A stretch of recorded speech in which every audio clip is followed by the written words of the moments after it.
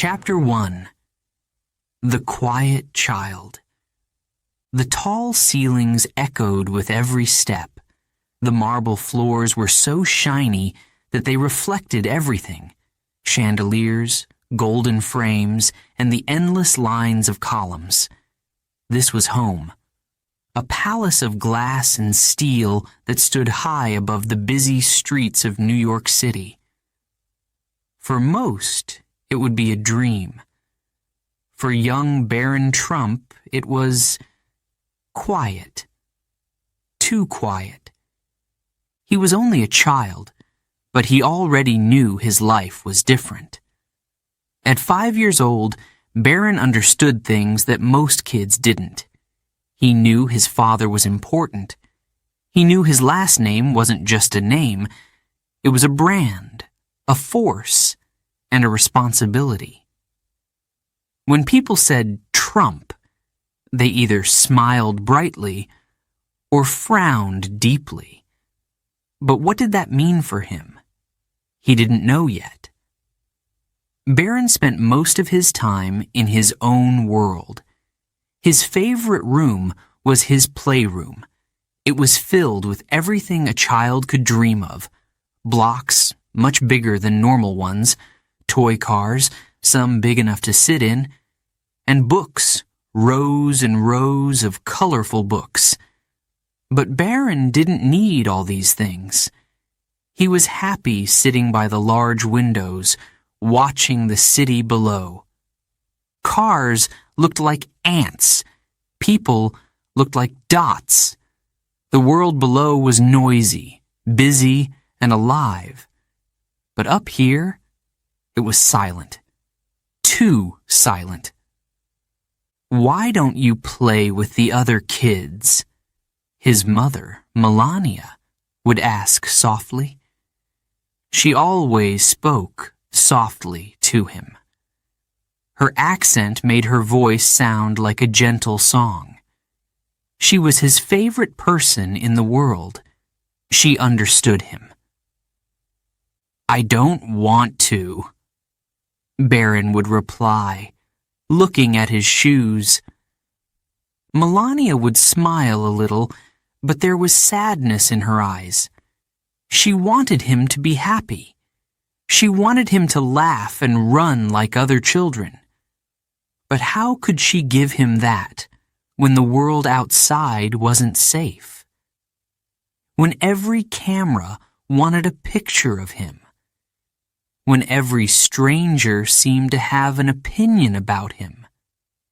Barron's father, Donald Trump, was the opposite. Where Melania was quiet, Donald was loud. His voice filled every room he entered.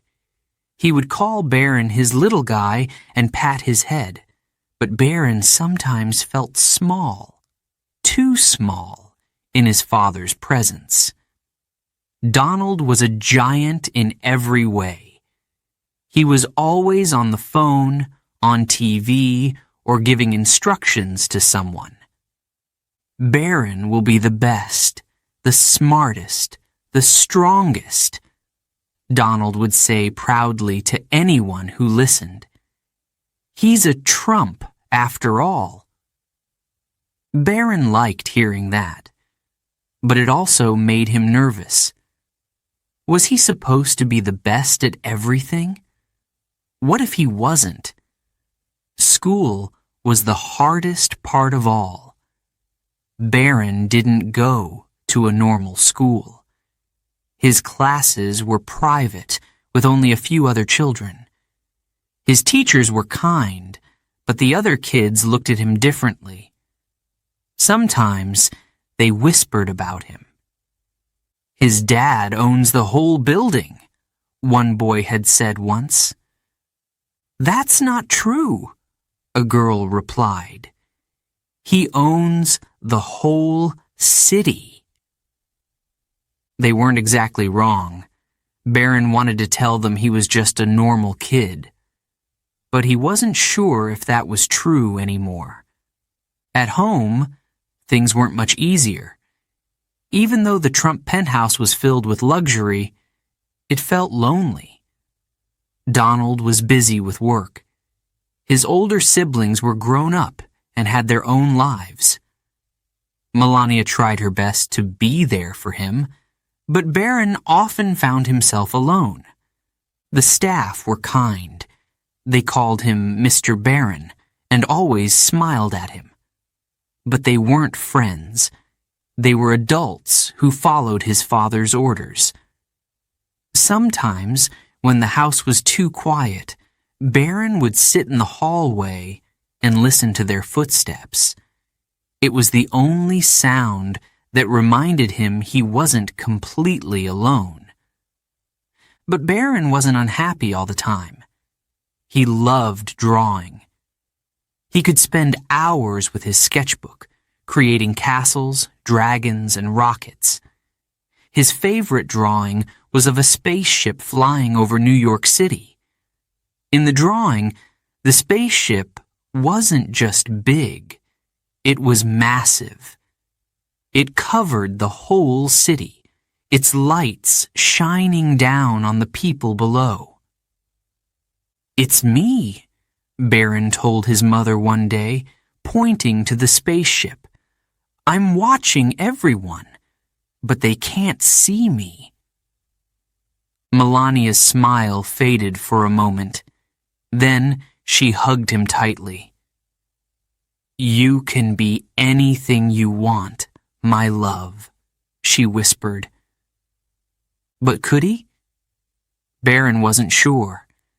His father wanted him to be strong, bold, and loud.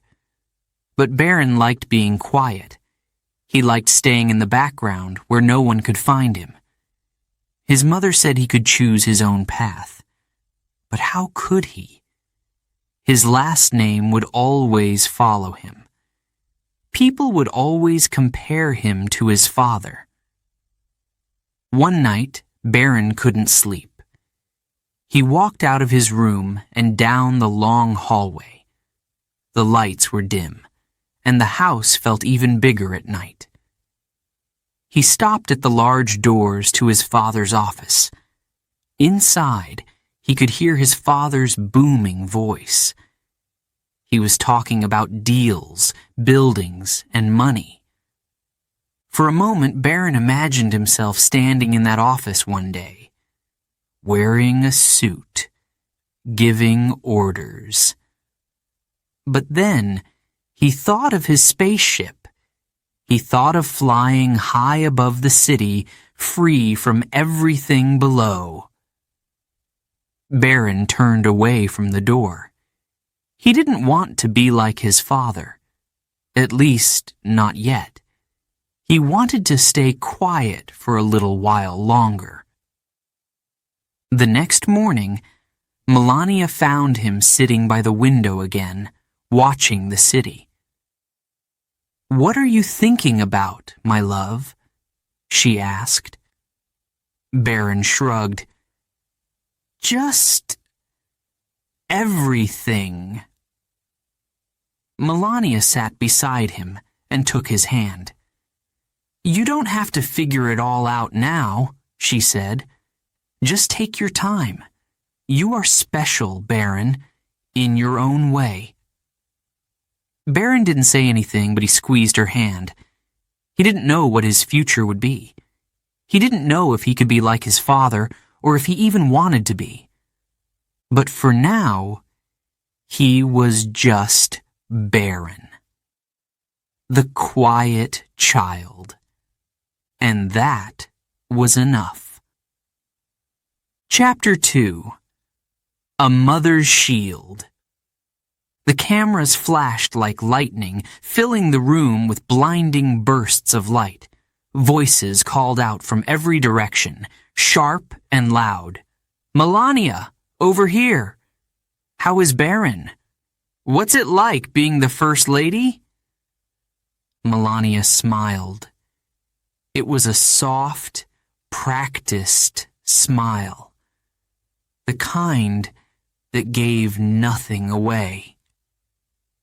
She moved gracefully, her long coat brushing against the polished floors, but her hand never left Barron's shoulder. He stood close to her side, his small face half hidden behind her. He hated the cameras, the noise, the attention. And Melania knew it. When they finally got into the car, the doors shut with a heavy thud, silencing the chaos outside. Melania exhaled deeply and looked down at Barron. He was staring out of the window, his little hands clenched tightly in his lap. "Are you okay, my love?" she asked, her voice calm and soothing. Barron didn't answer right away. His eyes followed the buildings as they blurred past. Finally, he mumbled, "Why do they always look at me? What do they want?" Melania reached over and smoothed his hair. "They don't know you, Barron. They just see a story. But I know you. That's all that matters."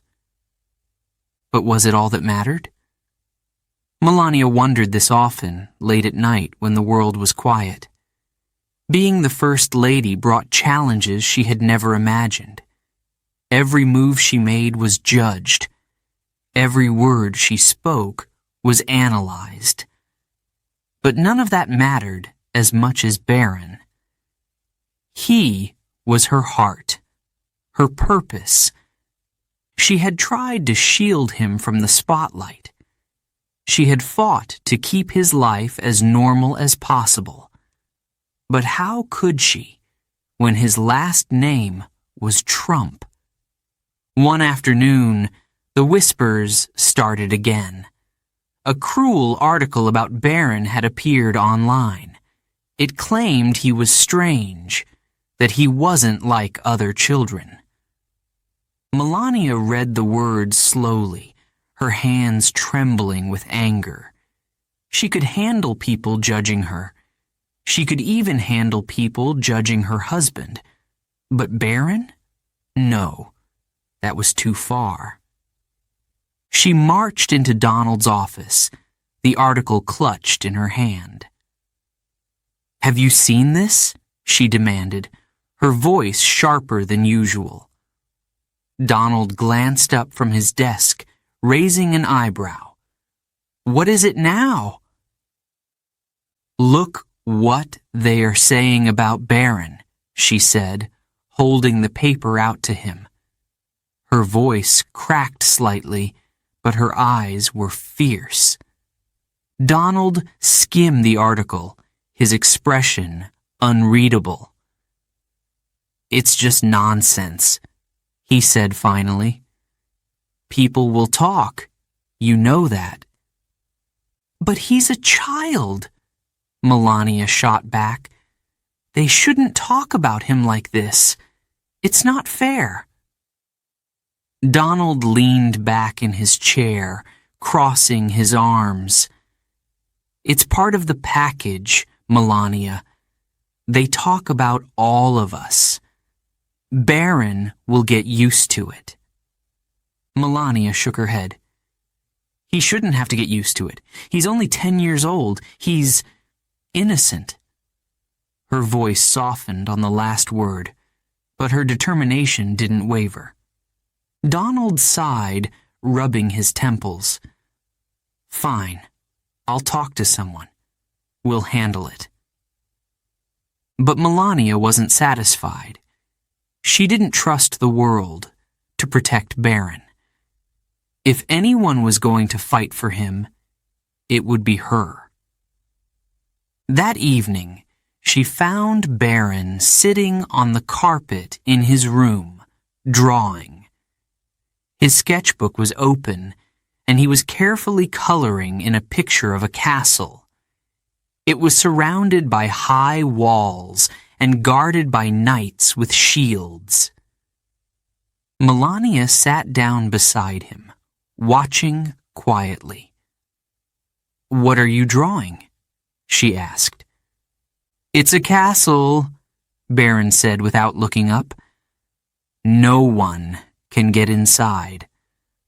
The walls are too high. Melania's heart ached at his words. She placed a gentle hand on his back.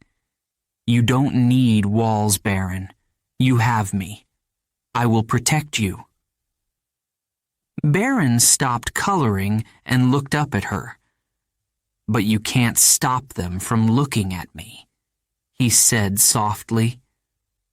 Melania didn't know what to say. He was right. No matter how hard she tried, she couldn't make the cameras disappear. She couldn't stop the whispers, but she could make sure he always felt loved. The next day, she made a decision. She would take Barron away from the noise, even if just for a little while. She packed their bags and arranged for a quiet trip to her homeland, Slovenia. It was a place where she had been just another girl, where there were no skyscrapers or reporters. She wanted Barron to see a world beyond the flashing cameras and tall walls. The air in Slovenia was fresh and cool. Barron's face lit up as they walked through the small village where Melania had grown up. He saw animals in fields, children playing without a care, and old houses with wooden roofs. Did you live here? Barron asked, wide-eyed. Melania nodded. Yes, it was simple, but it was home. Barron ran ahead, his laughter echoing through the quiet streets. For the first time in a long time, Melania saw him smile without hesitation. It was as if the weight of his world had been lifted, even if just for a moment. But even in Slovenia, the whispers found them. One afternoon, as they walked through a market, a man stopped them. He pointed at Barron and said, "That's Trump's son, isn't it?" Melania stepped forward, placing herself between the man and Barron. Her face was calm, but her voice was firm. "He is my son," she said, "and he is just a child." The man nodded awkwardly and walked away, but the encounter stayed with Melania. No matter where they went, Barron would always be seen as more than just a boy. She couldn't change that, but she could make sure he knew that he was loved, not for his last name, but for who he was. As they returned to New York, Melania felt more determined than ever. She couldn't silence the world. She couldn't stop the cameras or the gossip, but she could stand by Barron's side. She could teach him to be strong, to hold his head high, and to find peace in the chaos. "You're my son," she told him one night as she tucked him into bed. "And that is the most important thing in the world to me. Not the cameras, not the people. You." Barron smiled sleepily. "I know, Mama," he said. And for Melania, that was enough. Chapter 3. The White House Shadows. The car pulled up slowly. The tall gates of the White House opened, and Barron stared out of the window. The mansion looked even bigger than he remembered. Its white walls shone in the sunlight. The flags waved in the wind. Secret Service agents stood everywhere, watching everything. Barron's heart pounded. He was about to live here. This wasn't just a house. It was history. Presidents had walked these halls. Important decisions had been made in its rooms. And now it was going to be his home. But it didn't feel like home. Inside, the White House was even more intimidating. The ceilings were high, and the walls were lined with old paintings of serious-looking men. The air smelled like polished wood and flowers. The floors were so clean that Barron could see his reflection. "This is it," his father said, his voice booming as usual. "The greatest house in the world. What do you think, Barron?" Barron shrugged, avoiding his father's eyes. "It's big," he said quietly. Donald laughed. "Big? It's huge. You'll love it, son."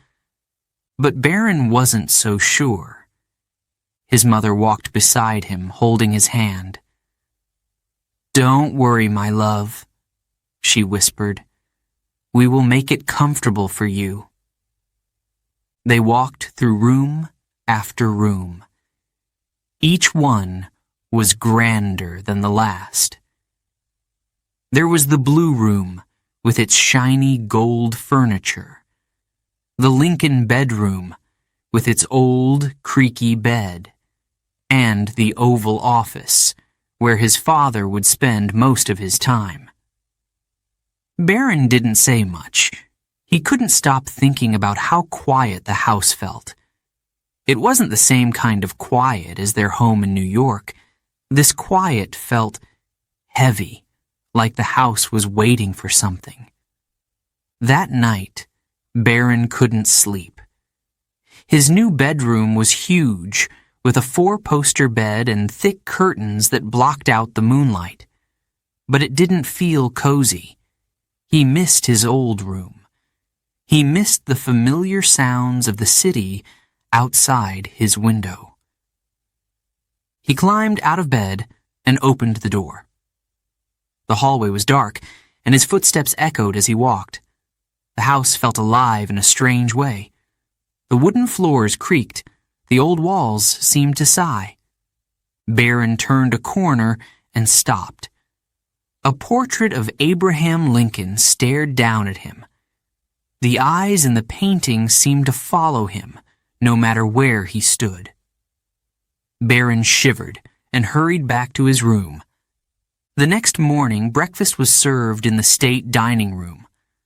The long table stretched on and on, covered with fancy plates and silverware. Barron sat at one end while his father sat at the other. It felt like they were miles apart. "So, how are you liking it so far?" Donald asked between bites of toast. Barron hesitated. "It's okay," he said. "Okay?" his father repeated, raising an eyebrow. "Barron, this is the White House. You're part of history now. Isn't that exciting?" Barron didn't answer. He glanced at his mother, who gave him a reassuring smile. But even her smile couldn't make him feel better. He wasn't excited. He felt small, too small for a place like this. At school, things were no easier. Barron was now attending a private school near the White House. The other kids treated him differently. Some were overly nice, trying too hard to be his friend. Others stared at him, whispering behind his back. "He's the president's son," one boy said into another. "I bet he has Secret Service agents in his classroom." Barron tried to ignore them, but the words stung. He just wanted to be normal. But how could he, when even his classmates saw him as something else? One afternoon, Barron overheard 2 staff members talking in the hallway. They didn't notice him standing nearby. "Poor kid," one of them said. "Must be tough, living under such a spotlight." "Yeah," the other replied. But he's a trump. He'll be fine. They're used to the attention. Barron felt a lump in his throat. I'm not used to it, he thought. I'm just a kid. The days turned into weeks, and Barron began to explore the White House more. He discovered hidden staircases, quiet libraries, and old, dusty rooms that no one seemed to use anymore. His favorite place was the garden. It was the only spot where he felt like he could breathe. One afternoon, while walking through the garden, he found his mother sitting on a bench. She was looking at the flowers, lost in thought. "Do you like it here?" Barron asked, sitting beside her. Melania looked at him and smiled gently. "It is not about liking it," she said. "It is about what we must do." Barron frowned. "But I didn't ask to be here. I don't want everyone looking at me all the time." Melania placed a hand on his knee. "I know, my love. It is not easy, but we must be strong. You must be strong. One day you will understand." That night, Barron lay awake in bed, staring at the ceiling. The house was quiet again, but now it felt different. The silence wasn't just heavy, it was alive. It felt like the walls were holding secrets, like the house itself was watching him.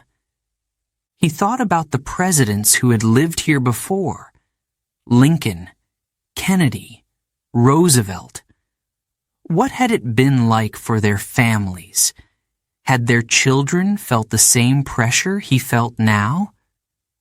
Did they also feel like they were living in the shadows of something much bigger than themselves? The next morning, Barron made a decision. If this was his life now, he would face it. He didn't know how, but he would try. When he walked into the dining room, he greeted his father first. "Good morning," he said clearly. Donald looked up from his newspaper and smiled. "That's my boy," he said, giving Barron a thumbs up. Barron smiled back, but inside he still felt unsure. He wasn't sure if he could ever feel at home in the White House, but for now he would take it one day at a time. And so, Barron began to find his way in the shadow of the White House. It wasn't easy, and it wasn't always happy. But he was learning. Slowly, but surely, he was learning. Chapter 4. Invisible Chains. Barron watched from the window. The park across the street was filled with kids. They ran, laughed, and shouted, their voices carrying up to his room. One boy kicked a ball so hard it rolled into the street, and he ran after it, carefree and fearless. Barron sighed. He wanted to be like them, just for a little while. "Why can't I go?" he whispered to himself. The door to his room opened, and his mother stepped in. "Barron, lunch is ready," Melania said, her voice soft. Barron didn't turn around. "Mama, why can't I go to the park?" Melania paused. She walked over and stood beside him, looking out at the children below. "It is not safe," she said finally. "But why?" Barron asked, frustration creeping into his voice. "There are bodyguards. They can watch me." Melania knelt beside him, placing a gentle hand on his arm. "It is not just about safety," she explained. "People. They watch everything you do. They talk about you. They take pictures. You deserve your privacy." "But I don't feel private," Barron exclaimed, his voice breaking. "I feel like I'm in a cage. Everywhere I go, people look at me. I just want to be normal." Melania's heart ached. She wanted to tell him that things would get easier, that one day he would feel free, but she couldn't lie to him. His life was not normal, and it never would be. "You are not in a cage," she said softly. "You are protected. There is a difference." "It doesn't feel different," Barron muttered, pulling away from her. Melania kissed the top of his head. "You will understand someday, my love. But for now, you must trust me." Barron didn't answer. He just stared out the window as the children in the park played on, unaware of the boy watching them from above. The next day, Barron was determined. He didn't want to stay inside anymore. He waited until the house was quiet, the staff busy with their tasks. He slipped on his sneakers, grabbed a baseball cap, and pulled it low over his face. He knew the way out. He had seen the route before. Down the main staircase, through the side door. The Secret Service wouldn't expect him to leave without asking. His heart pounded as he crept through the hallways. Every creak of the floorboards made him freeze. What if someone stopped him? What would they say? Finally, he reached the door. He opened it slowly, holding his breath. The warm summer air hit his face, and for a moment he smiled. He had done it. He stepped outside and started walking quickly toward the park. He kept his head down, hoping no one would recognize him. But as he crossed the street, he heard someone call out, "Hey! Isn't that Barron Trump?" Barron's chest tightened. He didn't turn around. He started walking faster, his hands shaking. "Barron, wait!" the voice called again. Suddenly, two men in suits appeared in front of him. Secret Service. Their expressions were serious, their movements quick. One of them gently grabbed his arm. "Mr. Trump, we need to go back now," the agent said firmly. "No!" Barron shouted, pulling away. "I just want to go to the park. Leave me alone." "Sir, we can't allow that," the agent replied, his tone calm but unyielding. "It's for your safety." "I don't care," Barron yelled, his voice breaking. "I don't want to be safe. I just want to be normal." The agents didn't let go. They guided Barron back toward the White House, ignoring the people who had gathered to watch. Some had their phones out, taking pictures and videos. Barron felt his face burn with embarrassment. He could hear the whispers around him. Poor kid. Why does he have so many bodyguards? I can't imagine growing up like that. When they reached the White House, Melania was waiting for him at the door. Her face was pale, her eyes wide with worry. As soon as she saw him, she pulled him into her arms. "Barron, what were you thinking?" she cried, holding him tightly. Barron didn't answer. He felt tears sting his eyes, but he blinked them away. Melania knelt in front of him, gripping his shoulders. "Do you understand how dangerous that was?" she said, her voice trembling. "Anything could have happened to you." "But nothing happened," Barron shouted back, his voice cracking. "I just wanted to play like other kids. Why is that so bad?" "It's not bad," Melania said, her tone softening. "But you are not like other kids, Barron. You have to be careful. You have to be protected." "I don't want to be protected," Barron yelled. "I just want to be free." Melania's heart broke at his words. She pulled him into another hug, holding him close. "I know, my love," she whispered. "I know it's hard, but I promise I am doing this for you, to keep you safe." Barron didn't hug her back. He felt trapped, frustrated, and tired of the rules that seemed to control his life. That night, Barron sat on the edge of his bed, staring at the floor. He thought about the kids in the park, the way they ran and played without a care in the world. He thought about the cameras, the bodyguards, and the whispers that followed him everywhere. He felt like a bird in a gilded cage.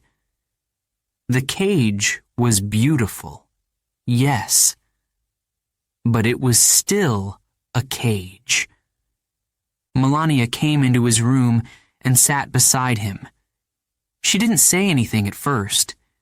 She just sat there, her presence calming. "Barron," she said finally, her voice soft, "I know you feel trapped, but you are strong. You can handle this." "I don't want to handle it," Barron said quietly. "I just want to be normal." Melania placed a hand on his back. "You are normal. You are my son, and that is all that matters." Barron didn't reply. He didn't believe her, not yet. But deep down, a small part of him hoped she was right. Chapter 5. The Son of Power. The name Trump was everywhere. Barron couldn't escape it. It was on the news every day, in bold letters on tall buildings, and in the voices of strangers who whispered as he walked by. It was a name that made people stop and stare. Sometimes they smiled, sometimes they frowned, but they always noticed. For Barron, it wasn't just a name. It was a shadow, one that followed him wherever he went. One morning, Barron sat in the kitchen, eating his cereal. The TV was on, as usual, and the news anchor was talking about his father. "President Trump faces criticism for his latest decision," the voice said. Barron sighed. His father's name echoed through the room, filling the silence. Even here, in the safety of their home, the world outside felt so close. "Do they always talk about him?" Barron asked his mother, who was pouring herself a cup of tea. Melania looked at him, her face calm but thoughtful. "Yes, my love," she said. "He is the president. people care about what he does. But they don't even know him, Barron said, frowning. Not really. Melania sat down beside him. That is true, but they think they do. When someone is powerful, everyone has an opinion about them. Later that day, Barron went to his private tutor. He usually liked studying. It gave him something to focus on. But today, he couldn't concentrate. His mind kept wandering. The tutor noticed and asked him, "Is something wrong, Barron?" Barron hesitated, then shook his head. "No, I'm fine." But he wasn't fine. He felt heavy, like he was carrying something he couldn't explain. That evening, his father came home late, as usual. Donald walked into the dining room, his phone in one hand and a folder in the other. He barely looked up as he greeted Barron. "How's my little guy?" he asked, patting Barron on the shoulder. "I'm fine," Barron replied quietly. Donald didn't seem to notice Barron's mood. He was already talking about his day, about meetings, decisions, and deals. "Everyone's watching us, son," Donald said with a grin. "It's amazing. They can't stop talking about the Trump name." Barron stayed silent. His father's excitement didn't make him feel proud. It made him feel small.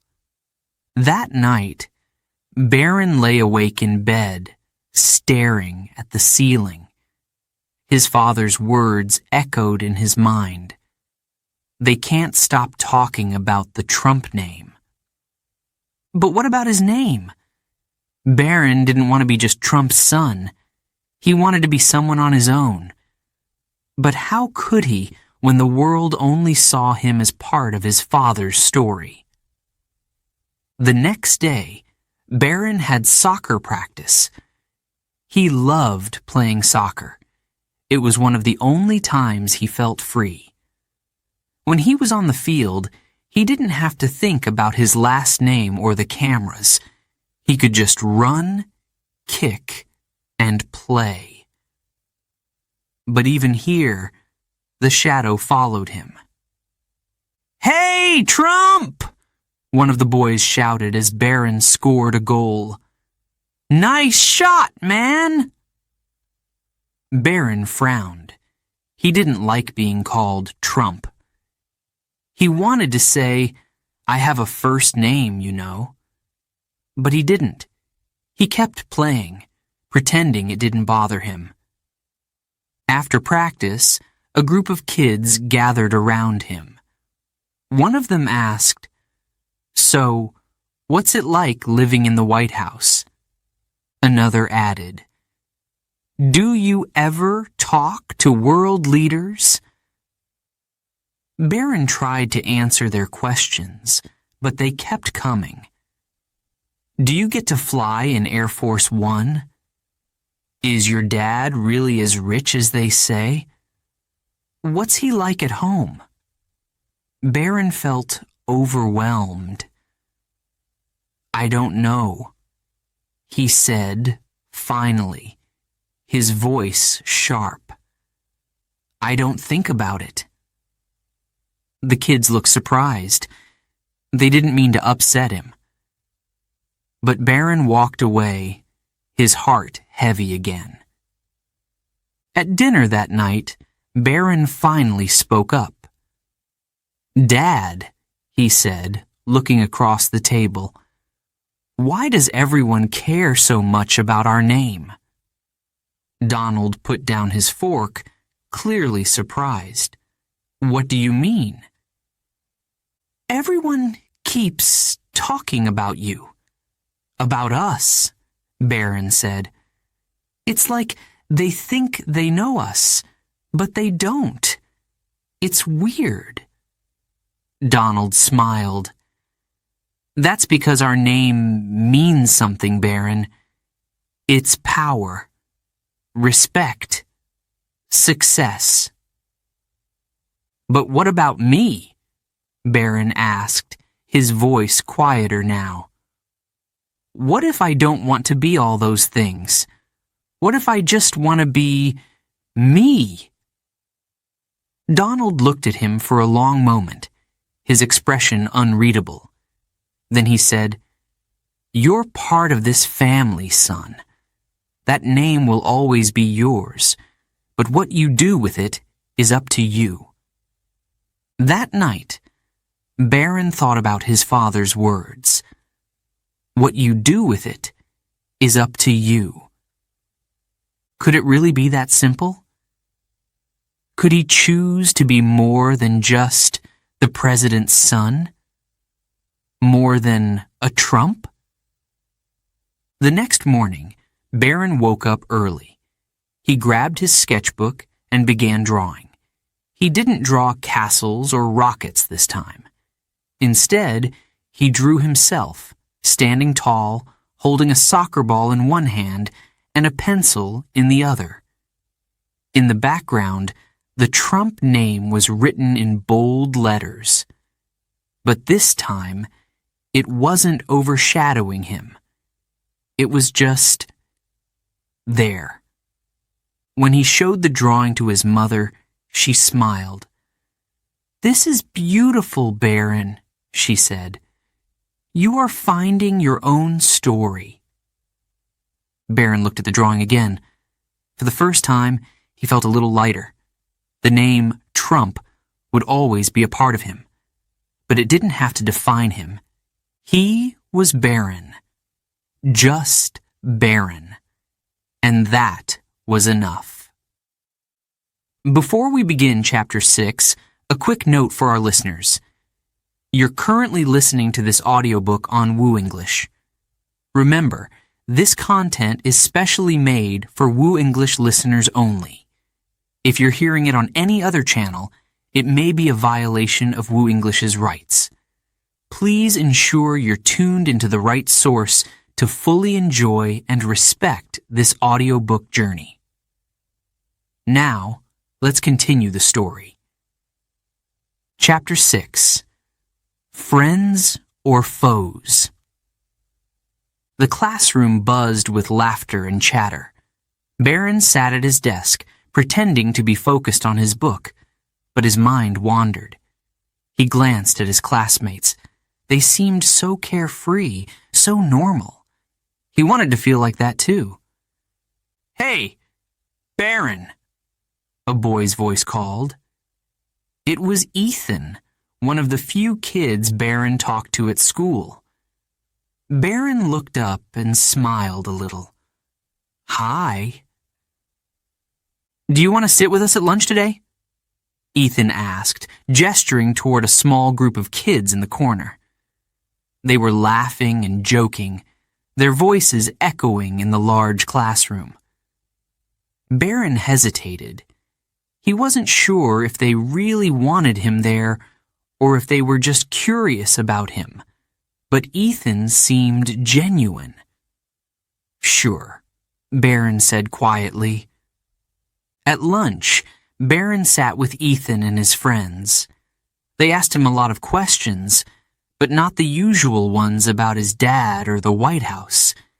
Instead, they asked about his favorite video games, soccer, and what movies he liked. For the first time in a while, Barron felt normal. He laughed at their jokes and even shared a story about his dog.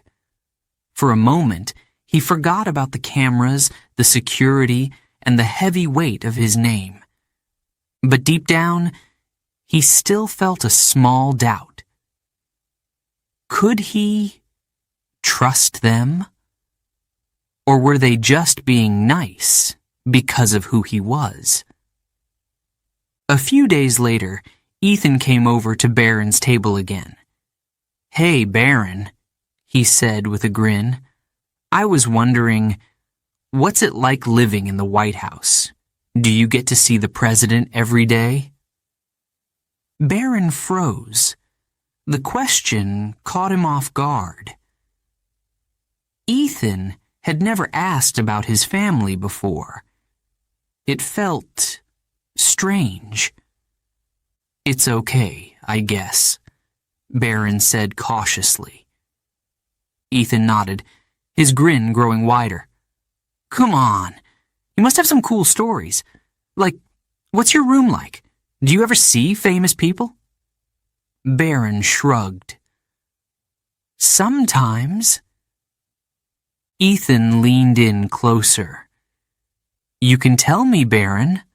I won't tell anyone. Promise." Barron looked at him for a moment. Ethan seemed so friendly, so eager to listen. Maybe it was safe to share a little. Maybe he was just curious. "Well," Barron began, lowering his voice, "sometimes my dad has meetings with really important people. I've met some of them before." Ethan's eyes widened. "Like who?" Barron hesitated. He wasn't supposed to talk about these things, but Ethan was his friend, wasn't he? "Just people," Barron said finally, trying to change the subject. "It's not a big deal." The next day, Barron walked into school and felt the stares. Kids were whispering, glancing at him, and then quickly looking away. His stomach twisted. Something was wrong. At lunchtime, Ethan was nowhere to be seen. Barron sat alone, feeling uneasy. That's when one of the teachers approached him, holding a newspaper. "Barron," she said gently, "I think you should see this." Barron's heart sank as he looked at the headline. It was about him. A tabloid article filled with private details about his life, about his father's meetings, about his room in the White House, things he had only told Ethan. His hands trembled as he put the paper down. Ethan had betrayed him. He had shared Barron's secrets with the press for money or attention or both. When Barron saw Ethan in the hallway later, he confronted him. "Why did you do it?" Barron asked, his voice shaking with anger. Ethan tried to smile, but it looked forced. "It's not a big deal, Barron. People were curious, and they paid me a lot." Barron's chest tightened. "You promised you wouldn't tell anyone." Ethan shrugged. "It's just stuff, Barron. It's not like I said anything bad about you." "But it wasn't your story to tell," Barron snapped. His voice echoed down the hallway, and a few kids stopped to stare. Ethan looked uncomfortable. "Look, I didn't think you'd care that much. You're used to this kind of stuff, right? People talking about you?" Barron felt tears sting his eyes, but he refused to cry in front of Ethan. "No," he said firmly. "I'm not used to it, and I thought you were my friend." Without waiting for a reply, Barron turned and walked away, his heart heavy with betrayal. That evening, Barron sat in his room, staring at the newspaper. The words blurred as his mind raced. He had trusted Ethan. He had let his guard down. And now, everyone knew things about his life that were supposed to be private. Melania walked into the room and saw the paper on his desk. Her face softened with concern. "Barron, what happened?" she asked, sitting beside him. Barron told her everything. About Ethan, about the betrayal, about how he felt like he couldn't trust anyone. Melania listened quietly, her hand resting on his back. When he finished, she said softly, "I am so sorry, my love. Sometimes people will disappoint you, but this does not mean you should close your heart." "How can I trust anyone now?" Barron asked, his voice small. Melania thought for a moment. "Trust is like a plant," she said. "It takes time to grow. You must choose carefully who you give it to. Not everyone deserves it, but some people do. You will find them." Barron didn't feel comforted. Not yet. But he nodded. His mother's words stayed with him as he lay in bed that night, staring at the ceiling. The next day at school, Barron avoided everyone. He didn't talk. He didn't laugh. He didn't smile. He felt like a wall had gone up inside him. A wall to keep people out, to keep himself safe. But deep down, he didn't want to live behind a wall forever. He wanted friends. Real friends. People he could trust. For now, though, he stayed quiet. He stayed guarded. He had learned his lesson.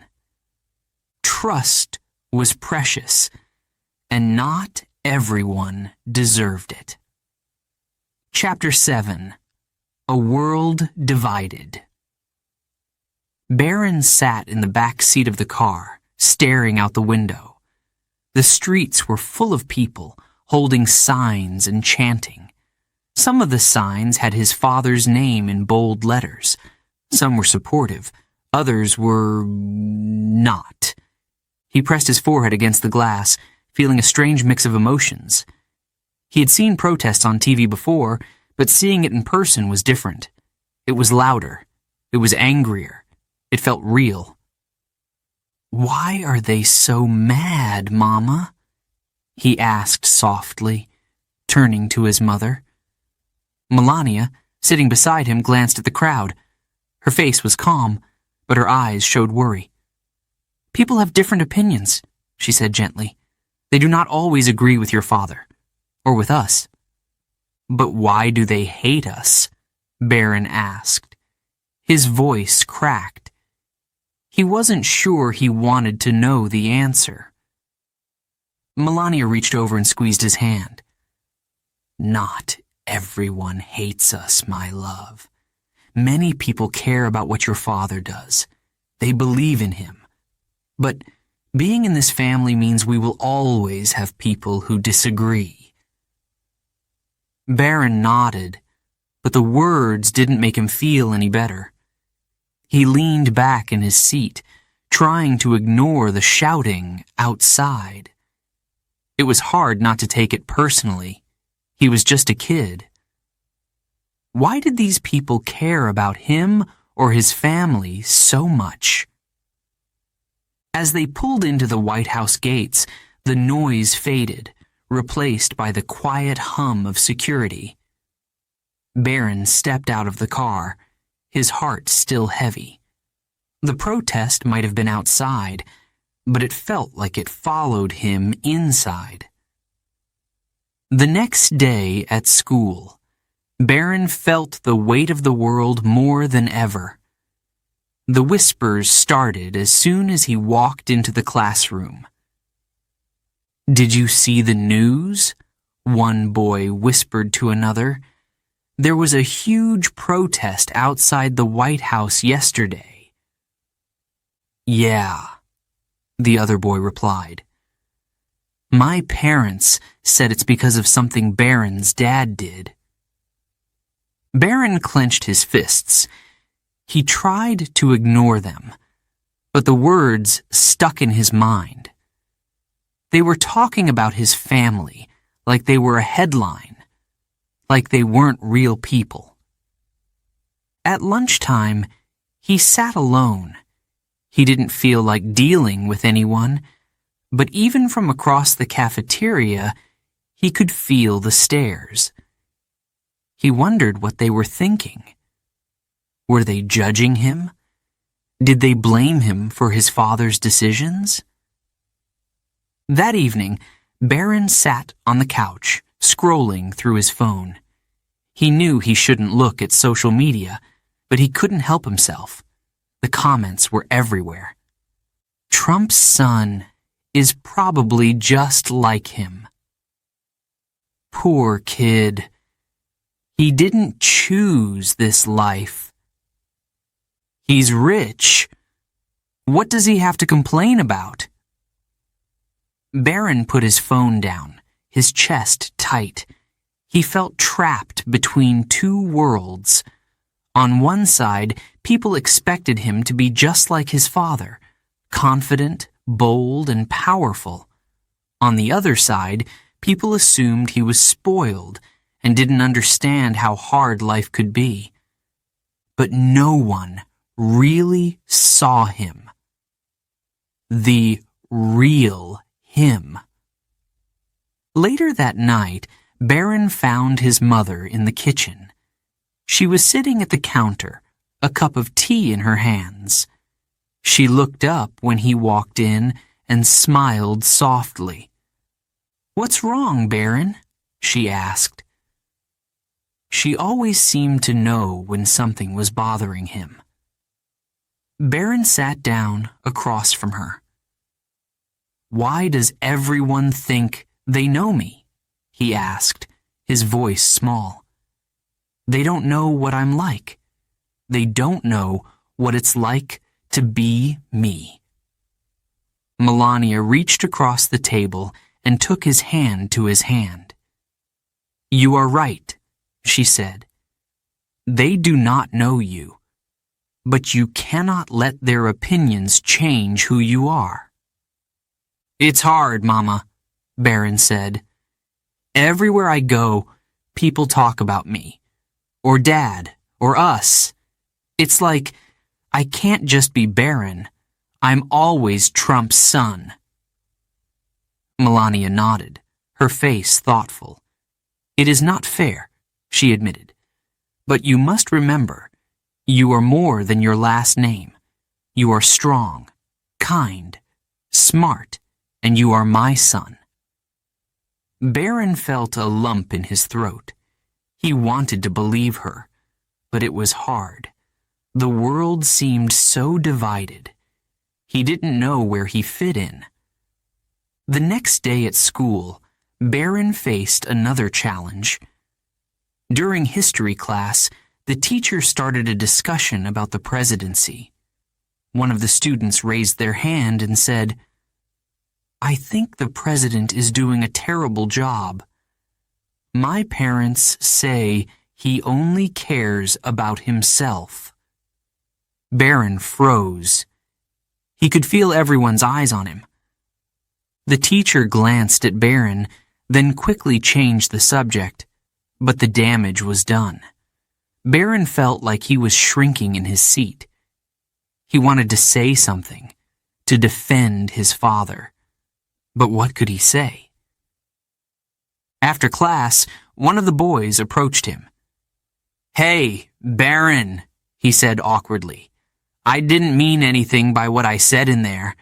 I was just repeating what my parents told me." Barron nodded, but he didn't respond. He didn't trust himself to speak without his voice shaking. That evening, Barron sat alone in the garden behind the White House. The air was cool, and the stars were just starting to appear. He thought about everything that had happened over the past few days. The protests, the whispers, the stares. He felt like he was caught in the middle of a world that was always arguing, a world that judged him before knowing him. But as he looked up at the stars, he remembered his mother's words, "You are more than your last name." Barron took a deep breath. Maybe he couldn't change how people saw him. Maybe the world would always be divided.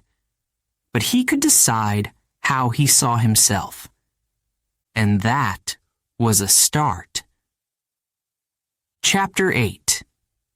The Weight of Expectations. The dining room was filled with the warm glow of chandeliers. The long table was set with fine china, and the smell of roasted chicken filled the air. Barron sat at one end, his father at the other. His mother sat between them. Her face calm as always. The table was quiet, except for the clinking of silverware. Barron picked at his food, barely touching it. His mind was elsewhere. He felt the weight of the room, the weight of the expectations that seemed to follow him everywhere. "Barron." Donald's voice boomed suddenly, breaking the silence. "You've been quiet. What's on your mind?" Barron looked up, startled. His father's eyes were sharp, focused on him. Barron hesitated, then shrugged. "Nothing." "Come on," Donald said, leaning back in his chair. "You're a trump. You've always got something to say. Let's hear it." Barron clenched his fork tightly. He wanted to speak, but the words caught in his throat. He felt his mother's gentle gaze on him, silently encouraging him to talk. I was just thinking," Barron began slowly, "about what I want to do when I grow up." Donald grinned. "That's my boy. Planning for the future already. So, what is it? Real estate? Business? Maybe politics?" Barron looked down at his plate. His father's voice was filled with excitement, but Barron didn't share it. "Actually, I don't think I want to do any of those things," he said quietly. The room fell silent. Donald's smile faded, replaced by a frown. "What do you mean?" he asked, his voice firm. "You're a trump. Business and politics are in your blood." Barron shifted uncomfortably in his chair. He could feel his father's eyes on him, heavy with expectation. "I know," he said softly, "but I don't think it's for me." "What do you mean it's not for you?" Donald asked, his tone growing sharper. "You've got everything you need to succeed. You've got the name, the resources, the connections. You can do anything." Barron looked up, his hands trembling. "But I don't want to be known just because of my name," he said, his voice breaking. "I want to do something that's mine, something I care about." Melania placed a gentle hand on Barron's shoulder. "It's okay, Barron," she said softly. "Tell us what you mean." Barron took a deep breath. "I like soccer," he said. "I want to play professionally, or maybe study art. I love drawing. I want to do something that makes me happy." Donald's expression hardened. "Soccer? Art? Barron, those are hobbies, not careers. You're part of this family. You have responsibilities." Barron felt a lump in his throat. "Why can't I decide what I want to do?" he asked, his voice rising. "Why does it have to be what you want?" The tension in the room was thick. Donald leaned forward, his voice low and firm. Because you're a trump, he said. The world is watching you. They expect you to be great, to lead. You can't just walk away from that. Barron stood up, his chair scraping against the floor. I didn't ask for this, he shouted. I didn't ask to be a trump or to have the world watching me. I just want to be me. Donald opened his mouth to respond, but Melania raised a hand, stopping him. She turned to Barron, her eyes filled with understanding. Barron, she said gently, sit down. Let's talk about this. Barron hesitated, then slowly sat back down. His hands were clenched into fists, his heart racing. Melania looked at Donald, then back at Barron. Your father is right about one thing, she said carefully. The world does have expectations for you, but you also have the right to choose your own path. You are young. You have time to figure it out. Barron felt a small flicker of hope. Really? He asked, his voice quiet. Yes, Melania said firmly. But, she added, glancing at Donald, you must also understand that being in this family comes with challenges. Whatever you choose, people will always have opinions about it. Donald sighed, his expression softening slightly. Look, Barron, he said, his tone less sharp, I just want what's best for you. I know how hard the world can be. I don't want you to waste your potential. Barron met his father's gaze. I know, Dad, he said, but I need to figure out what my potential is, not just follow what everyone expects. The room fell silent again, but this time it felt different. The tension was still there, but so was a sense of understanding. Barron had spoken his truth, and for the first time, his father seemed to really hear him. I'll think about it, Donald said finally, his voice gruff. But don't think this means you can slack off. Whatever you decide to do, you'll need to work hard. Understand? Barron nodded, a small smile tugging at the corners of his mouth. I understand. That night, Barron sat in his room, sketching in his notebook. He felt lighter, like a weight had been lifted off his shoulders. For the first time, he felt like his dreams were within reach. They wouldn't be easy to achieve, but they were his. He glanced out the window at the city lights. The world outside was still big and overwhelming, but it didn't feel as heavy anymore. Barron was starting to see a future that belonged to him, not just to his name. And that was a good start. Chapter 9. Between Two Worlds. The plane descended slowly, and Barron looked out of the window. The landscape below was different from anything he had ever seen. Rolling green hills, small villages with red roofs, and narrow roads winding through forests. This is Slovenia? He asked his mother, his voice filled with curiosity. Yes, Melania replied with a soft smile. This is where I grew up. It is not like New York or Washington, but it is home. Barron nodded, pressing his forehead to the glass. He had seen pictures of Slovenia before, but being here felt different. It was quiet, peaceful, simple. He liked it already. When they arrived at the small village where his mother had grown up, Barron couldn't stop staring. The houses were small and cozy, with flower boxes under the windows.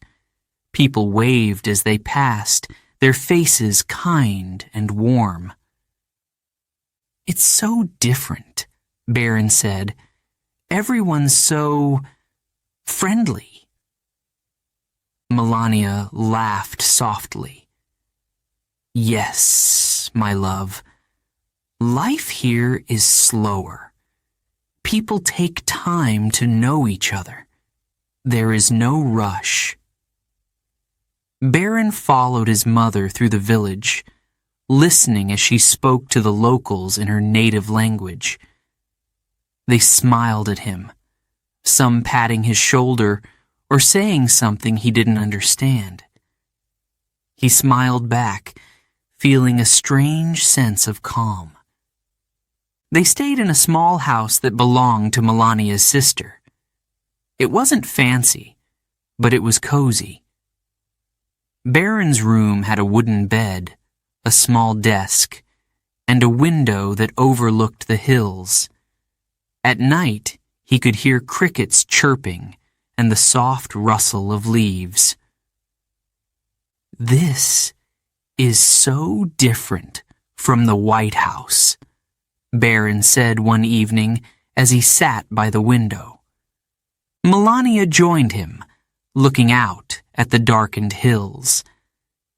"Yes," she said softly, "but sometimes a simple life is the happiest life." Barron thought about her words.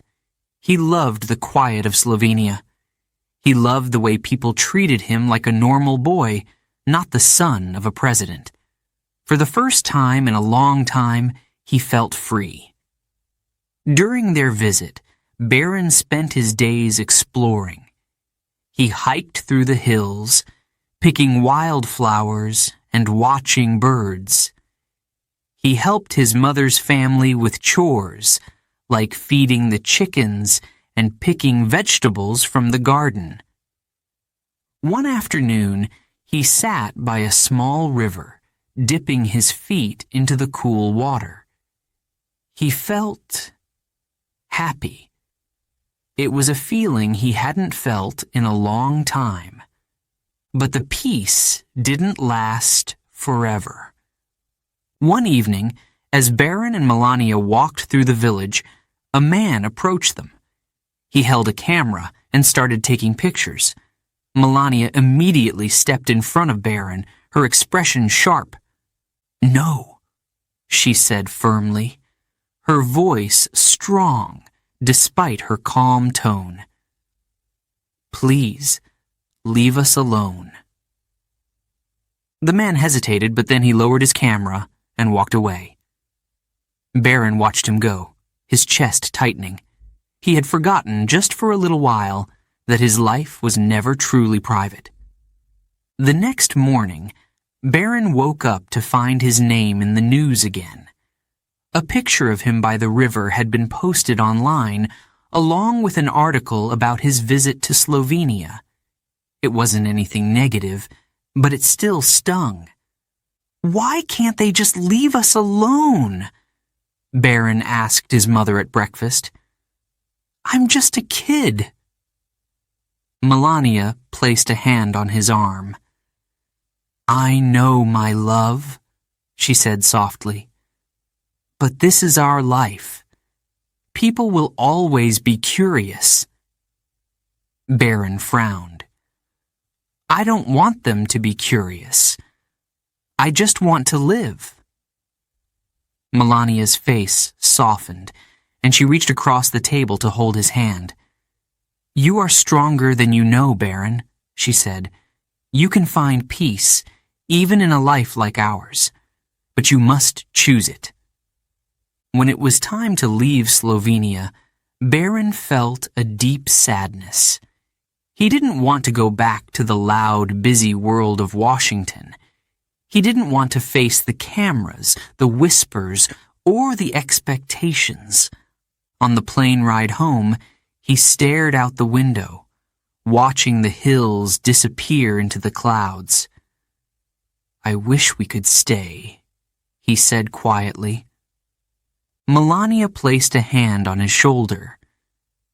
"I know," she said, "but the world is waiting for us, and you are strong enough to face it." Back in Washington, the noise of the city hit him like a wave. The crowds, the cameras, the constant hum of activity. It was overwhelming. Barron returned to his routine, but something felt different. He couldn't stop thinking about Slovenia, about the peace he had felt there, about the boy he had been in that small village, free, happy, and unburdened. One evening, Barron sat in the White House garden, sketching in his notebook. He drew the hills of Slovenia, the small houses, and the river where he had sat. His father walked by and stopped, looking over his shoulder. "What's that?" Donald asked. "Slovenia," Barron replied without looking up. Donald frowned slightly. "You really liked it there, didn't you?" Barron nodded. "It felt real. Like life. There is about more than just money or power." Donald sat down beside him, a rare moment of quiet between them. "Life is different everywhere," he said, "but no matter where you are, you have to find your own way, your own purpose." Barron looked at his father, surprised by his words. "Do you think I can?" he asked. Donald smiled faintly. "You're my son," he said. "Of course you can." That night, Barron thought about his father's words. He realized that he didn't have to choose between two worlds. He could carry the peace of Slovenia with him, even in the chaos of his life. He could be strong like his father and calm like his mother. He could find his own way. And for the first time, he believed it. Chapter 10. Breaking the Silence. The morning started like any other. Barron sat at the kitchen table, scrolling through his phone as he sipped his orange juice. But then, he saw it. A headline. Bold and cruel. Barron Trump. Troubled teen or problem child. His stomach dropped. The article was full of lies. Stories about him skipping school, fighting with his parents, and being spoiled beyond belief. None of it was true. But the words hurt. He threw his phone down, his hands trembling. "Why do they do this?" he muttered. "Why do they make up stories about me?" Melania looked up from her tea, her expression calm but concerned. "It is what people do when they do not know the truth," she said, "but you must not let it get to you." "It's not fair," Barron said, his voice rising. "I don't even talk to the press. How can they write these things when they've never even met me?" Melania walked over and placed a hand on his shoulder. "I know it is unfair, my love," she said softly. "But staying quiet is sometimes the best way." But Barron shook his head. "Not this time," he said firmly. "I'm tired of being quiet. I'm tired of letting people think they can say whatever they want about me." That afternoon, Barron sat in his room, staring at a blank page in his notebook. His mind raced. What would he say?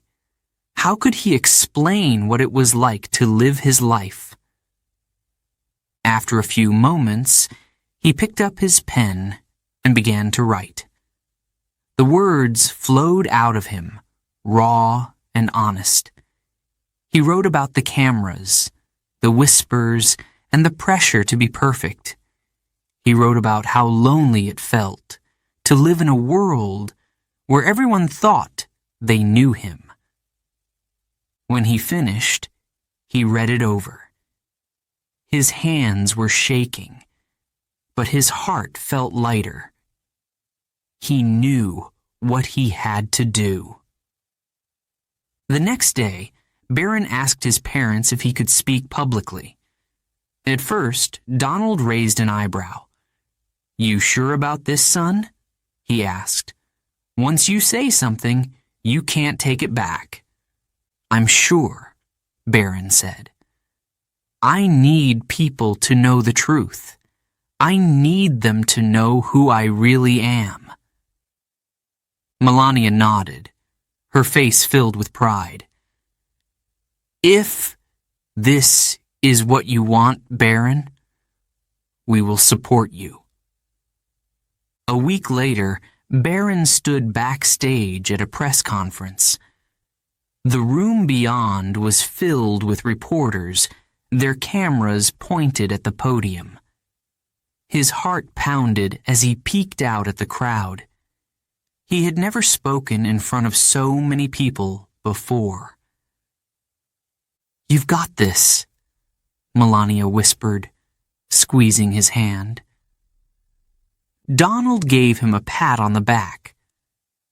"Go out there and show them who you are," he said. Barron nodded, taking a deep breath. Then he stepped out onto the stage. The cameras flashed as Barron approached the microphone. He gripped the edges of the podium, his palms sweaty. For a moment, he couldn't speak. The room was so quiet, he could hear his own heartbeat. Then he looked up and saw his mother, standing in the wings. Her eyes were filled with encouragement. He thought of her strength, and it gave him courage. "My name is Barron Trump," he began, his voice steady but soft. "For years, I've stayed silent. I've let people say things about me, things that aren't true. I thought it was easier that way, but today I want to speak for myself." The room was silent, every eye on him. "I am not just the president's son," Barron continued. "I am a person. I have feelings. I have dreams. And I am more than the stories people write about me." He paused, his hands gripping the podium tighter. It's hard to grow up when the world is watching your every move. It's hard to be a kid when people expect you to be perfect. And it's even harder when people think they know you, but they don't. Barron's voice wavered, but he kept going. "I've been called spoiled. I've been called troubled. I've been called things that hurt, things that aren't true. And I want to ask everyone listening, how would you feel if people talked about you like that? If they judged you without knowing you?" He glanced down at his notes, then looked back at the crowd. "I'm just a teenager. I like soccer. I like drawing. I love my family. And I'm doing my best to figure out who I am, just like any other kid." The room remained quiet, but Barron could see the reporters leaning forward, hanging on his every word. "I'm not here to blame anyone," he said. "I know I come from a family that people have strong opinions about. But I want to remind everyone, behind every headline, there is a person, Behind every picture, there is a story you don't know. He took a deep breath, his voice growing stronger. I hope that after today, people will think twice before they believe everything they read. And I hope they will remember that even people in the spotlight deserve kindness. When he finished, the room erupted into applause. Barron stepped back from the microphone, his chest heaving. He had done it. He had spoken his truth. His mother met him as he walked off stage, wrapping him in a tight hug. "I am so proud of you," she whispered. Donald clapped him on the back, his face filled with pride. "You were great out there, son," he said. "You showed them who you really are." That night, Barron sat in his room, scrolling through the news. Articles about his speech were everywhere, but this time they were different. They called him brave. They praised his honesty. For the first time, Barron felt like the world was seeing him for who he really was. Not just the president's son, but a person with his own voice. And for the first time, he felt free. Chapter 11. Stepping Out of the Shadow. The air felt lighter after Barron's speech. For the first time in years, he felt like people saw him for who he was, a teenager, not just a name. But even as the applause faded and the headlines turned kind, Barron knew his journey wasn't over. He still had to figure out one important thing: who he wanted to be. A few weeks later, Barron sat in his room, flipping through his sketchbook. Each page held a piece of him: drawings of soccer players, dreamlike cities, and even his family. He smiled at a sketch of his dog before turning to a blank page. He picked up his pencil, but hesitated. The same question kept coming back to him. What comes next? At dinner that evening, Barron's father brought it up. "So, Barron," Donald said, cutting into his steak, "now that you've had your big moment, what's your plan?" Barron looked up from his plate, caught off guard. "My plan?" Donald nodded. "You've shown the world who you are, but people are going to want to know more. What are you going to do with this attention?" Barron glanced at his mother. Melania gave him a small, encouraging smile. "It's okay, Barron," she said. "Take your time to think." But Donald leaned forward. "You can't take too long," he said firmly. "You've got momentum now. You need to use it." Barron felt his chest tighten. His father's words were heavy, as if the weight of the Trump name had returned, pressing down on him. "I don't know yet," he admitted, "but I don't want to rush into something just because people expect me to." Donald frowned, but didn't argue. Melania reached over and squeezed Barron's hand. "You will find your path," she said gently. That night, Barron sat by the window, staring out at the city lights. His father's words echoed in his mind. You need to use it. But Barron didn't want to just use the attention. He wanted to build something meaningful, something that was his. He grabbed his sketchbook and started drawing. This time, he didn't plan or think too much. He just let the pencil move across the page. By the time he finished, it was nearly midnight. He held up the drawing.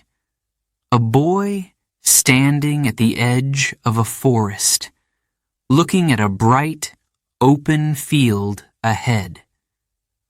Barron smiled. It felt right. The next day, Barron met with his mother in the garden. She was sitting on a bench, sipping tea and enjoying the quiet. Barron joined her, holding his sketchbook. "Mama," he began, "can I talk to you?"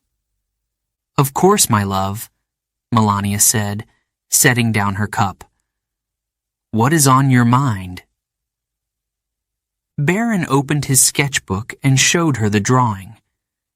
"This is how I feel," he said, "like I'm standing here, not sure which way to go, but I think I want to do something creative." Melania studied the drawing for a moment, her face thoughtful. "It is beautiful," she said softly. "You have a gift, Barron, and if this is what makes you happy, then you should follow it." "But what about Dad?" Barron asked. "He wants me to do something big, something important." Melania placed a hand on his shoulder. "Your father wants you to be successful, but success does not have to mean the same thing for everyone. You can be successful by being true to yourself." Inspired by his mother's words, Barron decided to explore his passion. He started sharing his drawings with a small group of trusted friends and teachers. Their feedback was encouraging, and for the first time, Barron felt like he was building something that was his own. But as he worked on his art, he also returned to soccer. Being on the field gave him a sense of freedom and focus that nothing else could. His days were filled with practice, sketching, and moments of quiet reflection. It wasn't always easy, but it felt right. One day, during soccer practice, Barron's coach pulled him aside. "Barron, I've noticed something," he said, his tone serious. Barron felt his stomach drop. "What is it?" "You've got talent," the coach said. "Real talent. Have you ever thought about taking soccer to the next level?" Barron blinked, surprised. "You mean like playing professionally?" The coach nodded. "It's not going to be easy. It'll take hard work, discipline, and focus. But I think you've got what it takes." Barron felt a spark of excitement, but also doubt. Could he really do it?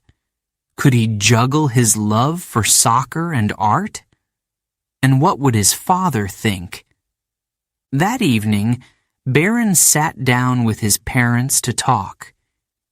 He told them about the coach's words and his dreams of pursuing both soccer and art. Donald listened quietly, his expression unreadable. When Barron finished, there was a long pause. "You want to do both?" Donald asked finally. "Yes," Barron said firmly.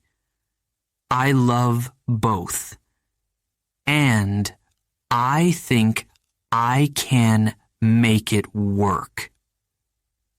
Donald leaned back in his chair, crossing his arms. "It's going to be tough," he said. "Balancing two passions isn't easy, but if anyone can do it, It's you." Barron's eyes widened. "You mean that?" Donald nodded. "You've shown me something over the past few weeks, Barron. You've got drive. You've got heart. That's what it takes to succeed, no matter what you choose." Melania smiled. Her eyes filled with pride. "We are here for you, Barron," she said. "Always." Over the next few months, Barron threw himself into his work. He practiced soccer every day, pushing himself harder than ever. He also started sharing his art online, gaining a small but loyal following. His sketches of life, dreams, and emotions connected with people in ways he hadn't expected. The world began to see him not just as Trump's son, but as Barron, a young man finding his place in the world.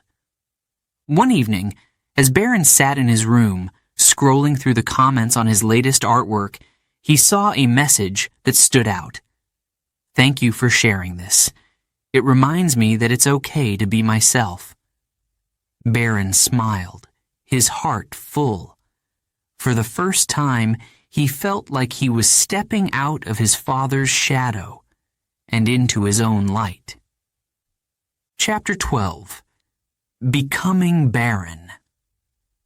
The stadium lights shone brightly, casting long shadows across the soccer field. Barron stood on the sideline, the cool evening breeze brushing against his face. He could hear the murmur of the crowd, the distant sound of cheers and clapping. His heart raced, not with fear, but with excitement. This was his moment. Months of hard work had led to this. Balancing soccer and art had been one of the biggest challenges of his life. Early mornings on the field, late nights at his desk, pencil in hand. There were days when he wanted to give up, when the weight of it all felt too heavy. But he didn't. He kept going. And now, he was here, about to play in his first major match. The referee blew the whistle, signaling the start of the game. Barron jogged onto the field, his teammates shouting encouragement. He felt a wave of energy as the ball moved quickly across the grass. He had played hundreds of games before, but this one felt different. The stakes were higher, the crowd was louder, and for the first time, people weren't just watching him because of his name. They were watching him because of his talent. As the game went on, Barron found his rhythm. He passed the ball with precision, dodged defenders, and chased it down the field with determination. Every move felt natural, like he was doing exactly what he was meant to do. Then came the moment. A teammate passed the ball to him, and Barron saw the opportunity. The goal was clear. The defenders were closing in. He took a deep breath, focused, and kicked with all his strength. The ball soared through the air and landed perfectly in the net. The crowd erupted into cheers. His teammates ran to him, shouting his name and patting his back. Barron couldn't stop smiling. He had done it. Not for his father, not for anyone else, but for himself. After the game, as Barron walked off the field, he spotted his parents in the crowd. Melania was clapping, her face glowing with pride. Donald gave him a thumbs up, his grin wide and genuine. Barron felt a warmth in his chest. For the first time, He felt like they saw him, not as the president's son, but as Barron.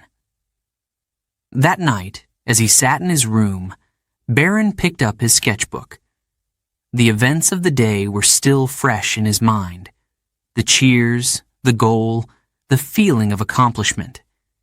He began to draw, letting his pencil capture the emotion. When he finished, he stared at the page. It was a picture of himself, standing on the soccer field, surrounded by light. In the background, there were no shadows, no crowds, just an open field and a bright, endless sky. The next morning, Barron's drawing went viral. He had shared it online with a simple caption. "This is how it feels to be me." The response was overwhelming. People from all over the world commented, praising his talent and honesty. Some shared their own stories of feeling misunderstood or trapped by expectations. Others simply thanked him for being brave enough to share his journey. Barron read every comment, his heart full. He realized that his art wasn't just about him anymore. It was about connection, about showing people that it was okay to be themselves. As time went on, Barron continued to grow. His soccer skills improved, and he became known for his creativity on the field. His art also gained recognition, with galleries inviting him to showcase his work. He was living in two worlds, sports and art. But for the first time, he felt balanced. He wasn't just Trump's son. He wasn't just a name in the headlines. He was Barron, a young man finding his own way in a complicated world. One evening, Barron sat with his parents in the White House garden. The sun was setting, casting a golden glow over the flowers and trees. "I'm proud of you, Barron," Donald said, his voice softer than usual. "You've worked hard to get where you are, and you've done it your way." Melania smiled, her hand resting on Barron's shoulder. "You have shown strength, my love," she said, "and kindness. That is what makes you special." Barron looked at his parents, feeling a deep sense of gratitude. "Thank you," he said quietly, "for believing in me." That night, Barron sat at his desk, staring out at the city lights. He thought about everything he had been through, the struggles, the pressure, the doubts. But he also thought about the lessons he had learned, about the people who had supported him, about the dreams he had yet to chase. He picked up his sketchbook and turned to a blank page. Slowly, he began to draw. This time, he drew a path winding through a forest, leading to a bright horizon. Along the path were footprints, each one leading farther and farther away from the shadows. When he finished, Barron smiled. The drawing wasn't just art. It was a reflection of his journey. A journey that was far from over. As he closed the sketchbook, Barron felt a sense of peace. He didn't have all the answers, and he knew there would be more challenges ahead. But for the first time, he felt ready to face them. He wasn't just living in someone else's shadow anymore. He was stepping into his own light. He was becoming Barron.